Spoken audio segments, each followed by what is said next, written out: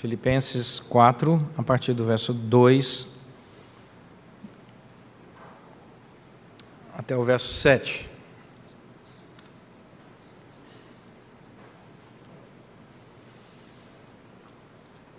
Rogo a Evódia e rogo a Sintique, pensem concordemente no Senhor. A ti, fiel companheiro de jugo, também peço que as auxilies, pois juntas se esforçaram comigo e no Evangelho, também com Clemente e com os demais cooperadores meus, cujos nomes se encontram no livro da vida. Alegrai-vos sempre no Senhor, outra vez digo, alegrai-vos. Seja a vossa moderação conhecida de todos os homens, perto está o Senhor. Não andeis ansiosos de coisa alguma, em tudo, porém, sejam conhecidas diante de Deus as vossas petições, pela oração e pela súplica com ações de graças. E a paz de Deus, que excede todo o entendimento, guardará o vosso coração e a vossa mente em Cristo Jesus. Oremos. Deus, fala ao nosso coração pela Tua palavra, que o Teu Santo Espírito aplique essa palavra de maneira eficiente aos nossos corações, para que saiamos daqui, ó Deus, transformados por Ti mesmo e para a glória do Senhor. Oramos agradecidos em nome de Jesus Cristo. Amém. Uma das coisas mais gostosas na vida é a sensação de paz. Aquele momento em que você se assenta em algum lugar especial na sua casa, ou a casa está toda quieta, ou você está viajando e está de férias, e você encontra um ambiente de paz. Num determinado momento você diz assim, que paz boa, como é bom sentir a paz. A paz, ela traz alegria, a paz, ela traz refrigério, a paz, é muito bom sentir paz interior. Não importa se você está no meio de uma cidade agitada, não importa se você está no campo, na praia, no meio de uma multidão ou sozinho, essa paz interior, quando ela vem de maneira plena, essa experiência, ela é marcante e faz até com que o cantinho assim, né, dos lábios assim solte um sorrisinho. Que bom, que bom. O apóstolo Paulo fala sobre um problema que estava tirando a paz da igreja. E com certeza é o objeto da sua preocupação. Ele está preso lá em Roma, preocupado com aquela igreja que ele havia plantado lá em Filipos, e ele tinha plantado essa igreja a partir de uma reunião de oração de mulheres que saíam da cidade para orar, e nós lemos lá em Atos que ele chega na sua viagem missionária e encontra esse grupo, compartilha o evangelho, essas irmãs se convertem, Lídia abre a sua casa, a casa dela vira igreja, e a igreja cresce tanto que a igreja se torna até capaz de ajudar o apóstolo Paulo a plantar outras igrejas, a empreender viagens missionárias, e é forte a liderança feminina nesta igreja. E agora Paulo fala que algo está tirando a paz dessa igreja. Olha o versículo 2. E o que está tirando um pouco a paz dessa igreja são duas irmãs, Evódia e Sintique. Essas irmãs, elas haviam trabalhado com o apóstolo Paulo. Elas eram pessoas relevantes na igreja, tinham liderança naquela igreja, tanto é que ele dá nome a elas. Não era comum naquela época você dar nomes a duas mulheres, e há um problema dentro da igreja, então é algo relevante.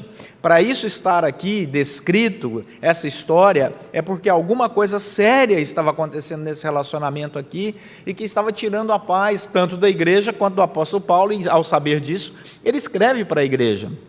E Paulo começa a nos ensinar aqui, inspirado pelo Espírito Santo, que no caminho da paz existem problemas que precisam ser enfrentados. A nossa vida é assim. Para alcançar um momento de paz, para desfrutar a paz, nós também vamos enfrentar momentos difíceis. Nós também vamos enfrentar problemas. Mas os problemas não devem ser jogados para debaixo do tapete, eles têm que ser enfrentados. E se é necessário dar nome aos problemas, que se dê nome aos problemas. E se é necessário dar nome às pessoas que estão causando problema, dê nome às pessoas que estão causando problema. E trate de maneira clara, aberta. É isso que o apóstolo Paulo ensina aqui na palavra. E observe que Paulo usa a mesma palavra para as duas irmãs. Olha aí o versículo 2. Ele diz: rogo a Evódia, e depois, e rogo a Sintique. Ele usa o rogo duas vezes, para que não haja qualquer intenção de alguém ler a carta como se uma fosse mais importante que a outra. Ele usa a mesma palavra, faz o mesmo pedido, porque elas estavam aqui para ele, naquele momento, como objeto da sua preocupação. Elas eram para ele o objeto do capítulo 2, versículo 2. Dá uma olhada aí, capítulo 2, versículo 2. Ele desejava que as pessoas andassem em amor, unidas de alma, tendo o mesmo sentimento. Mas o que é mais interessante do versículo 2, do capítulo 2, é que Paulo fala assim: completai a minha alegria de modo que penseis a mesma coisa. Essa frase no grego, penseis a mesma coisa, é a mesma frase do capítulo 4, versículo 2, quando ela diz: pensem concordemente no Senhor. É a mesma frase no grego, pensem a mesma coisa, pensem concordemente. Ou seja, nem na exortação Paulo muda o grau de importância. William Hendrickson, um comentarista, diz que o apóstolo enfatiza a ideia da unidade militante num mundo de descrença e hostilidade, e por isso ele diz: pensem concordemente. Nós já vivemos num mundo mal demais, nós já vivemos num mundo dissonante demais, nós já vivemos num mundo beligerante demais. Portanto, desejo para essas irmãs: pensem concordemente. E aí, ele aponta o caminho, porque para alcançar a paz, é preciso enfrentar os problemas, nominar os problemas, não empurrar problemas para debaixo do tapete, mas é importantíssimo dizer: para resolver esse problema precisamos fazer isto. E é isso que Paulo faz a partir do verso 3. Ele diz: para resolver o problema, nós precisamos de pessoas, porque ninguém faz nada sozinho, muito menos solucionar problemas. Nós precisamos de pessoas sábias, nós precisamos de pessoas crentes, nós precisamos abrir o nosso coração uns aos outros, nós precisamos nos aconselhar mutuamente, nós precisamos buscar a instrução que vem de Deus através de outras pessoas. E é isso que diz o versículo 3, ele diz: a ti, fiel companheiro de jugo. Há muita discussão sobre essa palavra, companheiro de jugo. Alguns comentaristas vão dizer que companheiro de jugo era uma pessoa. Essa palavra grega era uma pessoa. Outros comentaristas vão dizer que era uma pessoa tão conhecida no meio da igreja que não precisava nem dizer o nome dela. E eu concordo exatamente com essa linha de pensamento. F.F. Bruce, comentarista, diz: fiel companheiro de jugo era simplesmente alguém que não precisava ser identificado. Todos, inclusive a pessoa assim qualificada, sabia de quem se tratava. A igreja sabia, era uma pessoa tão próxima ao apóstolo Paulo, que ele diz: olha, o meu companheiro de jugo aí vai ajudar a resolver o problema. As pessoas já sabiam quem era. E ele instrui. Olha o que diz o verso 3. Qual é a instrução dele? Ele diz no verso 3: a ti, fiel companheiro de jugo, também peço, é outro pedido. Paulo não manda, Paulo pede, educadamente, que as auxilies. O que o apóstolo Paulo quer ensinar? Que o caminho da paz passa por enfrentar um problema onde a própria pessoa deseja resolver o problema. Você vai auxiliar as irmãs, mas elas já mostravam no seu coração, a partir dessa expressão, que elas queriam resolver o problema. Elas também não estavam satisfeitas com a situação. Porque também tem um outro lado, meus irmãos. Às vezes nós entramos num problema em que uma pessoa não quer resolver o problema. Ela diz: não, eu não quero resolver o problema. Isso é uma possibilidade bíblica. A Bíblia fala sobre isso. Que você chega e você oferece o perdão, você pede perdão, você diz: estou aqui, e a pessoa simplesmente diz: não quero, não aceito, não converso, vira as costas e vai embora. Aí a palavra do Senhor diz: descanse seu coração. Descanse seu coração. Deixa que o Senhor vai tratar dessa história. Descansa seu coração. Agora, nesse caso, olha o versículo 3, ele vai dizer: as auxilies, porque elas desejavam. Portanto, o companheiro de jugo entende que essas irmãs, elas tinham uma história, um desejo, um problema, mas uma história. Olha o verso 3: pois juntas elas se esforçaram comigo no Evangelho. Elas tinham uma história de servir com o apóstolo Paulo, provavelmente na plantação da igreja. Provavelmente elas estavam lá quando a igreja começou a ser organizada lá atrás, e foram pessoas importantes, e eram pessoas importantes na expansão do Evangelho. Tanto é que outras pessoas se somam na solução do problema. Entra Clemente e os demais cooperadores meus, pessoas que estão até, como diz o apóstolo Paulo, arroladas no livro da vida, ou seja, aqui a certeza de que eram pessoas crentes, salvas. O livro da vida é a referência, né, à vinda do Senhor, quando aqueles que estão arrolados no livro da vida, os salvos, serão convocados pelo Senhor para a ressurreição, ou para a transformação, aqueles que não tiverem morrido ainda, para herdar a nova Jerusalém com o Senhor. Então ele diz: eu tenho convicção que são pessoas crentes, tenho convicção que são pessoas salvas, mas problemas acontecem, e vamos solucioná-los, porque isso faz parte da história da igreja. Agora, a palavra auxilies tem outra riqueza, porque é uma palavra que diz: companheiro de jugo, não faça isso sozinho. Essa palavra auxilies, no grego, é a palavra sinlambano. É usada em Lucas capítulo 5, versículo 7. Lá diz assim, durante a pesca maravilhosa: então fizeram sinais aos companheiros de outro barco para que fossem ajudá-los. É a mesma palavra. Auxiliar, ajudar, essa palavra aqui, usada lá em Lucas e usada aqui, reúne um grupo de pessoas e vamos resolver esse problema, porque ninguém vai conseguir resolver essa questão sozinho, vamos nos organizar para isso. Então essa é a maneira que o apóstolo Paulo começa a mostrar para nós, que para alcançar a paz e atravessar pelos problemas, nós precisamos ter esse tipo de coração. Mas aí vem algumas características que são comuns aos cristãos e que estão aqui descritas nesse tempo. Porque no caminho da paz existem valores que precisam ser preservados, resgatados. Versículo 4. O primeiro valor é a alegria. Quando algo tira a nossa paz, tira a nossa alegria. Tirou a paz, tirou a alegria. Ele diz: então alegrai-vos sempre no Senhor. Outra vez digo, alegrai-vos. Um lugar onde não há unidade, não há alegria. Um lugar onde não há unidade, não há alegria. Então o texto vai dizer que essa alegria é tão importante para Paulo, para a vida cristã, e ele já falou várias vezes sobre alegria nessa carta, que ele repete, ele dá ênfase: alegrai-vos sempre no Senhor. Outra vez digo, alegrai-vos. A alegria aqui, ela é individual, mas ela é também compartilhada, ela é coletiva. Alegrai-vos sempre, alegrai-vos. A ideia de que a alegria, ela é constante, ela é sempre, independente da situação. Porque mesmo atravessando por um problema, quando você encara o problema de frente, quando você resgata no seu coração quem é Deus diante do problema, a soberania de Deus diante de um problema, o amor de Deus por você diante do problema, o projeto de Deus para você diante do problema, a alegria não sai. Ela pode estar em menor grau, mas ela continua presente.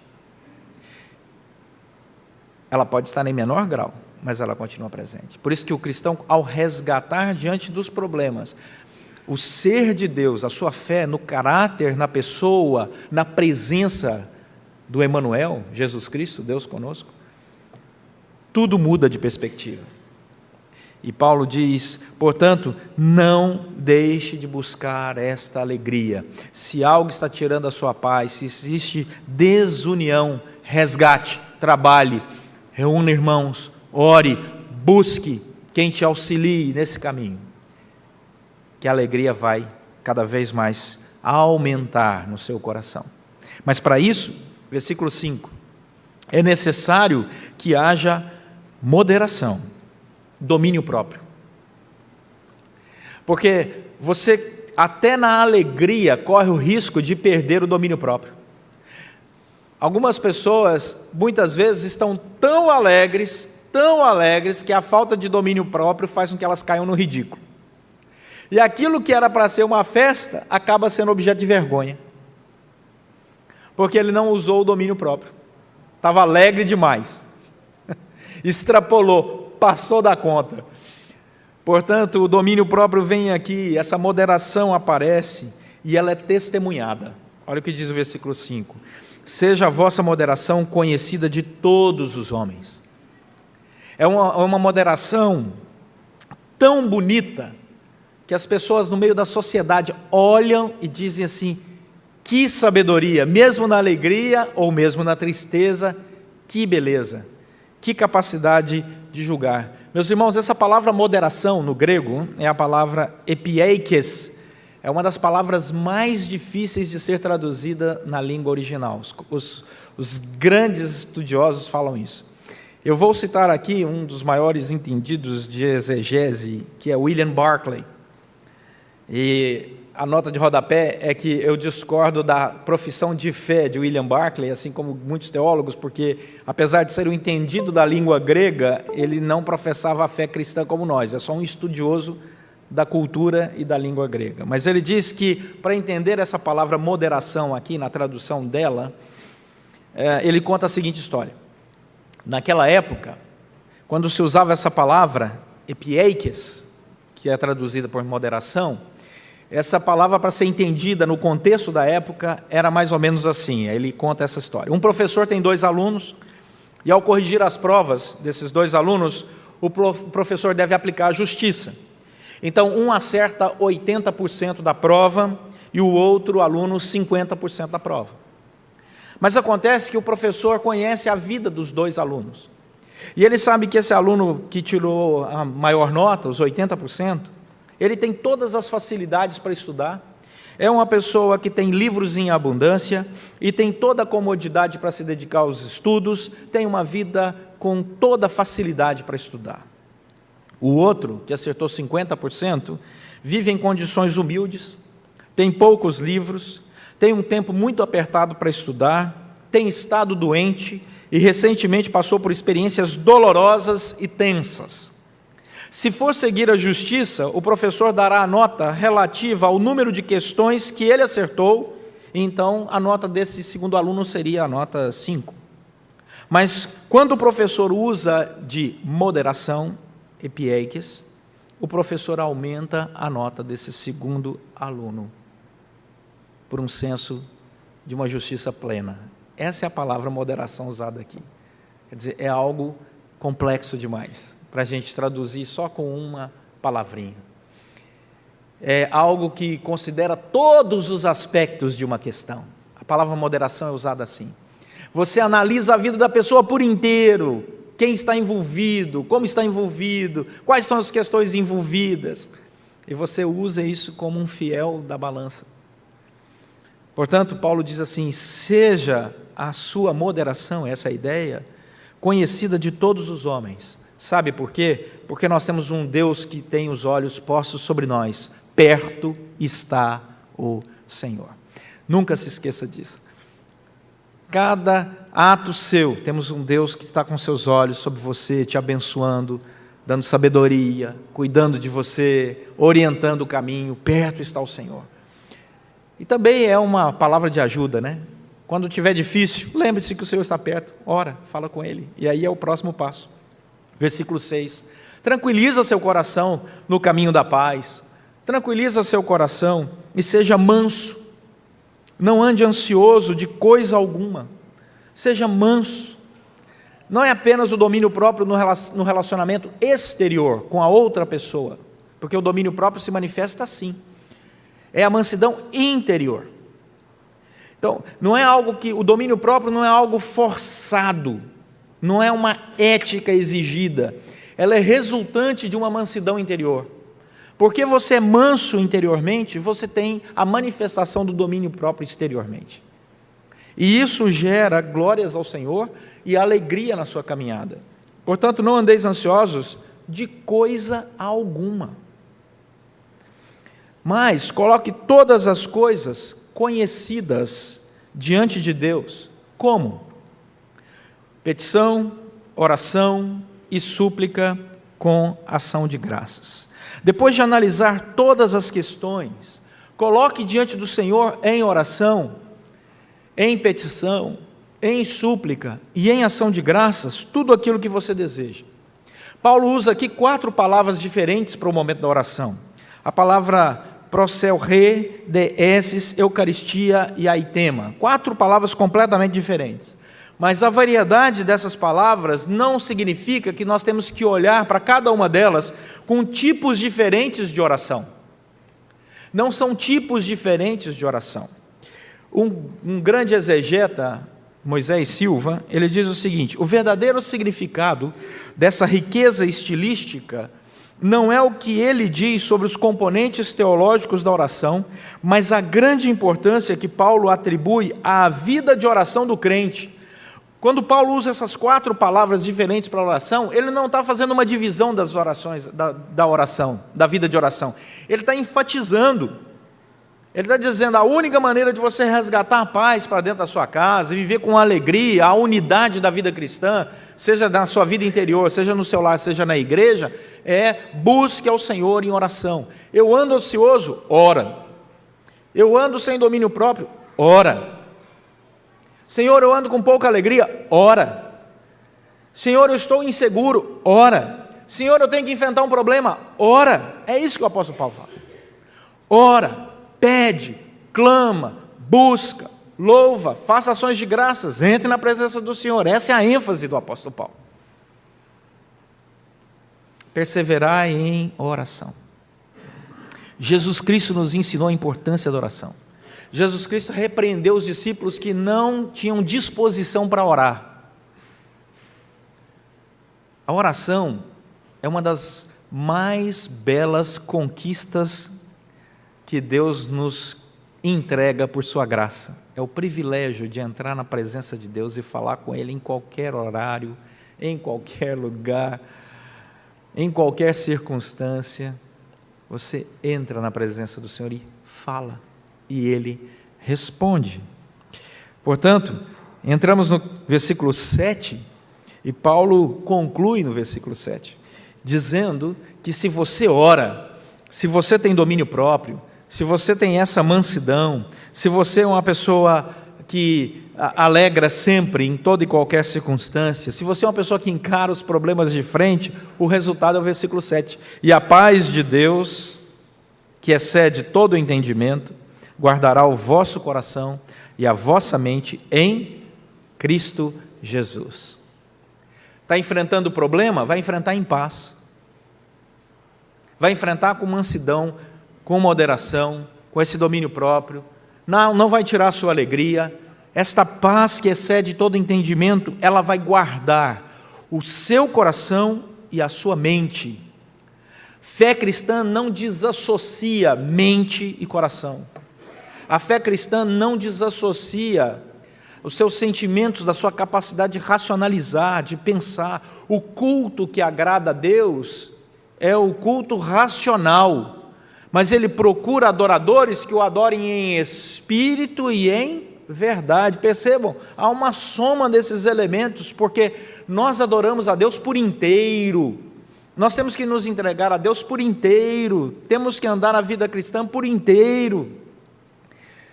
Vida cristã é aquilo que toma a plenitude do nosso ser, e por isso ele diz que essa paz, ela excede todo entendimento, ela ultrapassa a compreensão dos homens, porque ela não apenas está em nós, mas ela nos protege, ela guarda nossa mente e o nosso coração, ela não permite que o cristão perca a capacidade de raciocinar em paz. Sabe que nas lutas marciais, os mestres das lutas marciais dizem que a primeira coisa que o lutador deve dominar é a sua raiva. Ele tem que ser frio na hora da luta, na hora do combate.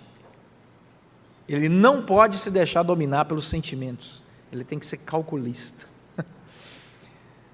porque senão ele se perde completamente. O texto diz que essa paz ela vai guardar o nosso coração e a nossa mente, sabe por quê? Olha o que diz o versículo 7, porque ela não está numa filosofia, ela está numa pessoa, em Cristo. Em Cristo. A nossa paz não está numa ideologia, a nossa paz não está numa filosofia, a nossa paz não está no dinheiro, a nossa paz não está no status, a nossa paz não está no que o outro diz, a nossa paz está em Cristo. O Cristo que morreu na cruz por nós e ressuscitou ao terceiro dia está vivo e nós podemos falar com Ele pela oração. E nós sentimos a presença de Cristo pela obra do Espírito Santo. E nós sentimos a direção de Cristo pela obra do Espírito Santo. E nós sentimos a presença de Cristo pela obra do Espírito Santo. E nós nos reunimos por causa de Cristo Jesus e porque o Espírito Santo nos chama à comunhão para adorar o Deus Pai, Filho e Espírito Santo. E quando nós nos reunimos e quando a nossa mente, o nosso coração está em Cristo Jesus, a paz é resultante disso e ela excede todo entendimento. Se observarmos com atenção, iremos perceber que existe uma conexão clara entre aquilo que Paulo diz que é paz aqui, né, as características dessa paz, o caminho da paz, e o fruto do Espírito em Gálatas, capítulo 5.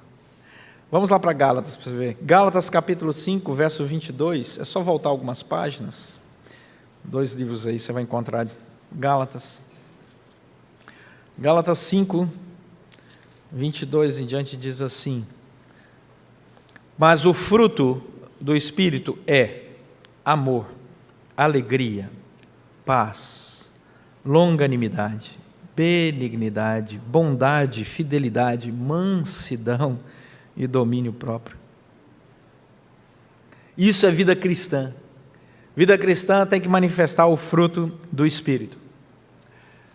O nosso querido Augustus Nicodemos, ao comentar Gálatas 5:22, no comentário dele do livro aos Gálatas, ele afirma o seguinte: debaixo do poder do Espírito Santo, Cristo produz o fruto único, coeso, apontando para uma vida consistente, caracterizada por 9 virtudes bastante similares. Aqui na proposta de interpretação é que o fruto do Espírito ele está conectado. Por isso ele é até singular, não são os frutos, mas é o fruto do Espírito. Porque há perfeita conexão entre eles. Você só vai ter bondade se você amar. Você vai ter longanimidade se você tiver paz. Você vai ser só fiel se você amar. Você só vai ter mansidão se tiver domínio próprio. Então não são características separadas, elas são coesas.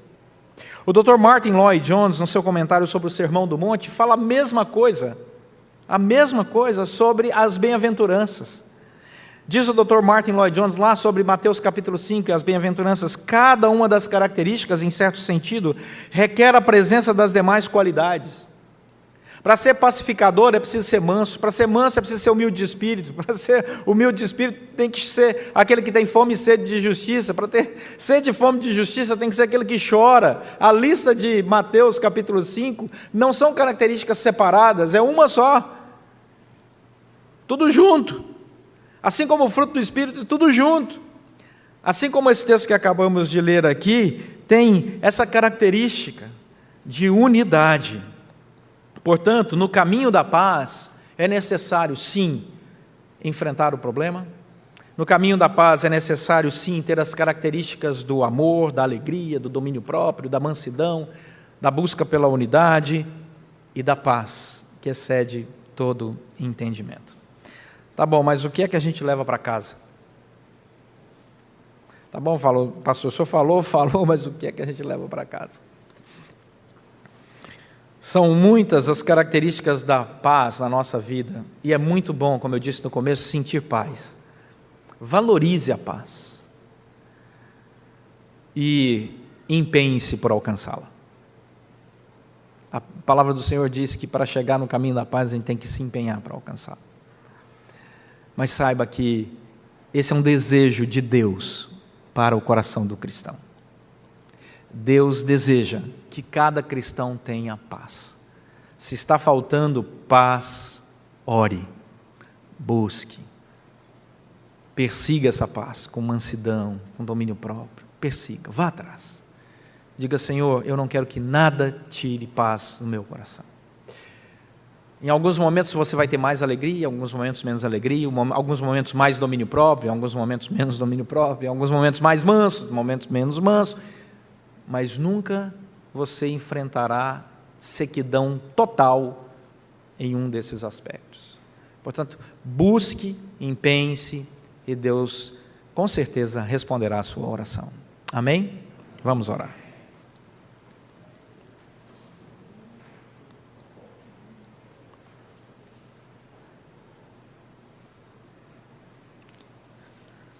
Senhor, nosso Deus e Pai, muito obrigado pelo privilégio de recebermos de Ti mesmo instrução. Que o Senhor nos conduza nesta paz, no caminho da paz. Essa paz que só o Senhor pode dar, porque ela está em Cristo Jesus.